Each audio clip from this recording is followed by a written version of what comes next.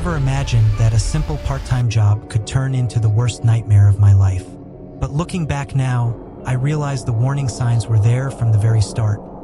I just didn't take them seriously. 2 months ago, I started working at a convenience store in my small town. It wasn't anything special, just a way to make some extra cash while figuring out what to do next in life. My shifts were mostly in the evening, and for the most part, the job was uneventful. That was until I met Rechard.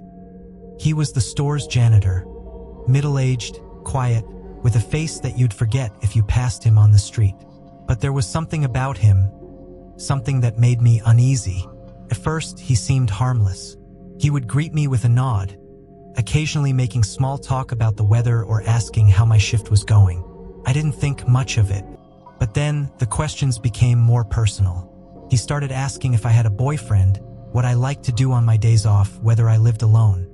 I told myself he was just being friendly, maybe even a little lonely. But deep down, a small voice told me to be careful. Then came the invitations. It started with harmless suggestions, grabbing a coffee after work, sharing a meal on a slow night. I declined politely, assuming he would take the hint. He didn't. He became more persistent, waiting for me after my shift, reminding me that it's just one drink, or that it's no fun eating alone. His insistence made me uncomfortable, but I told myself I was overreacting. After all, he was just a coworker trying to be friendly, right? One night, I made the mistake of agreeing to go out for a drink with him. I felt guilty for brushing him off so many times, and I thought that maybe if I humored him just this once, he would back off. We went to a small bar a few blocks away, and he paid for my drink before I even had a chance to protest. At first, the conversation was normal, but then, his demeanor changed. He leaned in closer, studying my face like he was memorizing every detail. I told him that I wasn't interested in anything beyond friendship, hoping to put an end to whatever he thought this was. I saw it in his eyes, that brief flicker of disappointment. But then, just as quickly, it was gone. He smiled, nodded, and said he understood. And for a moment, I believed him. But that was the night everything changed. At first, I thought that night at the bar had settled things. Rechard had smiled, nodded, and told me he understood. I had convinced myself that he would move on, that maybe he had just been a little too persistent but ultimately harmless. I was wrong. The very next day, Rechard started showing up at the store on his days off. At first, he'd act casual, making small talk with the cashier, buying a pack of gum or a drink, just enough to make his presence seem normal. But I knew. I could feel his eyes on me the entire time. Then the messages started. The first few were innocent enough. Mobile phone, hey, hope you had a good shift today. Mobile phone, let me know if you ever need a ride home. I ignored them, but that didn't stop him. Mobile phone, why aren't you answering me? Mobile phone, I know you saw my message. My stomach tightened. I didn't remember giving him my number. Had he taken it from the employee contact list? Or worse, had he found it another way? I told myself not to panic. Maybe he'd get bored and stop. But then he started waiting for me outside the store after my shift. Always standing at a distance. Always watching. When I walked past, he'd flash that eerie, knowing smile. One night, as I locked up and stepped outside, I heard his voice from behind me. You work too hard. You should let me take care of you. I forced a polite smile, muttered that I was fine, and walked faster. He followed. Not directly behind me, but close enough that I could hear his footsteps echoing against the pavement. My heart pounded as I turned the corner, speeding up. The footsteps did too. I fought the urge to run, telling myself I was overreacting, that maybe he just happened to be walking the same way. But when I reached my street and glanced over my shoulder, he was still there, standing under a streetlight, watching, smiling. I bolted inside, locked the door, and pressed my back against it, struggling to catch my breath. Then my phone vibrated. Mobile phone, you shouldn't walk home alone. It's not safe. I didn't sleep that night, and for the first time I realized this wasn't just some harmless crush. Rechard was obsessed. I told myself I was being paranoid.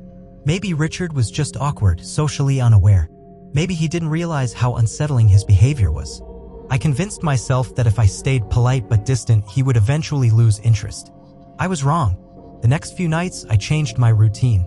I started leaving work with other employees, taking a different route home, even stopping at a coffee shop just to kill time before heading back to my apartment. But no matter what I did, I still felt like I was being watched. And then on Valentine's night, I realized just how far Rechard had gone. It was late when I got home. The street was quiet, the air crisp. As I reached my mailbox, I noticed something unusual, a bouquet of red roses neatly tied with a ribbon sitting on my doorstep. My heart dropped. No card. No note. Just the flowers. I knew. Before I could even process what was happening, a chill ran down my spine. That feeling, that gut-wrenching instinct telling me someone was watching. Slowly, I lifted my eyes to the street. And there he was, standing under the dim glow of a streetlight. Just like before. He didn't move. He didn't speak. He just stood there, staring at me. I stumbled backward, my breath catching in my throat. I had never told him where I lived. The only way he could have found out was if he had followed me home. I fumbled with my keys, my hands shaking as I unlocked the door and shoved it shut behind me, bolting the lock. My chest heaved as I backed away, my mind racing. Should I call the police? What would I even say? Then my phone buzzed. Mobile phone, happy Valentine's Day. You're even more beautiful up close. I dropped the phone. This wasn't just some workplace crush. This was a nightmare. I didn't sleep that night. Every sound outside my window sent a fresh wave of panic through me. Every shadow seemed to stretch toward me, twisting into something dark, something watching. I kept my phone gripped tightly in my hand, waiting for another message, another sign that Rechard was still out there. But the silence was worse. The silence made me feel like he was waiting. By the time my shift rolled around the next evening, I was running on nothing but anxiety and caffeine. I debated calling in sick, but part of me knew that hiding wouldn't help. So I went in, pretending everything was fine, even though I could feel my coworkers looking at me strangely. I must have looked awful, pale, exhausted, on edge. And then Rechard walked in. He wasn't working that night. He wasn't even pretending to shop anymore. He just stood near the back of the store, staring at me. I tried to act like I didn't see him, but my hands shook as I scanned a customer's items. My coworker nudged me. You okay? I wasn't. By the time my shift ended, Rechard was gone. I told myself I should feel relieved. Maybe he'd finally gotten the message. Maybe this was over. I was wrong. As I left the store, stepping into the cold night, I couldn't shake the feeling that I was being watched. My heartbeat pounded in my ears as I turned down the street, quickening my pace. Then I heard them. Footsteps. Slow at first, then faster. I turned the corner. The footsteps turned too. I knew it was him. I didn't have to look. I could feel it. He was chasing me. I broke into a sprint, my breath coming in short, panicked gasps. The street was empty, the houses dark. No one was outside. No one would hear me if I screamed. My only thought was get home, lock the door, don't stop. Then I heard his voice. You shouldn't be running from me. I turned my head just enough to see him, his face twisted into something wild, something desperate. I pushed myself harder, my lungs burning. My house was just ahead, just a little further. I could make it. But then, I tripped. The pavement came up fast, my hands scraping against the rough concrete. Pain shot through my knees, but I had no time to process it. Because I could hear him, his footsteps getting closer. I scrambled forward, half crawling, half running, reaching for my keys as I launched myself onto my porch. I shoved the key into the lock, my hands shaking violently. Just as I got the door open, I felt fingers graze my shoulder. I yanked myself inside and slammed the door, throwing the deadbolt into place. My entire body was trembling, my breath coming in ragged sobs. Then, a knock. Soft, slow, mocking. And then his voice, muffled through the door. You can't ignore me forever. I pressed my back against the door, my heart pounding so hard I thought it might burst. He was right outside. I stood there, back pressed against the door, my heart pounding so hard I thought it might crack my ribs. My entire body trembled as I listened, waiting, hoping he would just leave. But he didn't. Knock, knock, soft, slow, like he was savoring this. Then, his voice calm, almost amused. You can't hide from me forever. My stomach twisted. I gripped my phone so tightly my fingers ached. I wanted to call the police, but what would I even say? That my coworker had followed me home? That he left me flowers? That he stood outside my door, whispering through the wood? Would that be enough? I didn't get the chance to decide, because at that moment, my phone lit up with a notification. A new message. Mobile phone, I know you're scared, but that's okay. Love is scary sometimes. I felt sick. The next few minutes were a blur. Me dialing, the operator's voice on the other end, my own words coming out in shaky gasps. They told me to stay inside, to lock the doors, that officers were on their way.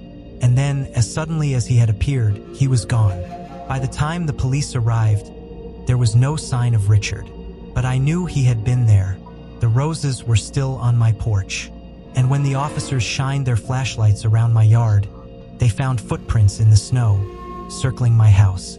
He had been watching me. He had been waiting. They filed a report, told me they'd keep an eye out, but deep down, I knew the truth. Restraining orders don't stop people like Rechard. Warnings don't make them let go. That night, I slept with a chair pushed against my door. Every sound made me jolt awake.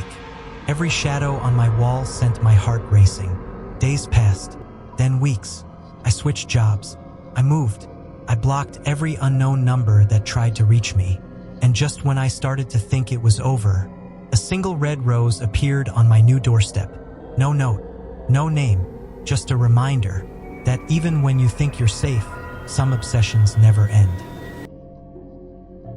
I learned something from this nightmare. Something I wish I had understood sooner. Police car light people like Rechard don't stop because you ignore them. They don't take hints. They don't get over it. Police car light when your gut tells you something is wrong, listen to it. Don't brush it off. Don't make excuses. Don't wait for things to escalate. Police car light, and most importantly, never assume that just because someone seems harmless, they actually are. The scariest part? I wasn't the first person he fixated on. And I won't be the last. So now I have to ask you, Red Circle, have you ever felt like someone was watching you even when no one was there? Red Circle, have you ever ignored the warning signs only to regret it later? Red Circle, and if you were in my shoes, what would you have done differently? Because sometimes the people we fear the least are the ones we should fear the most.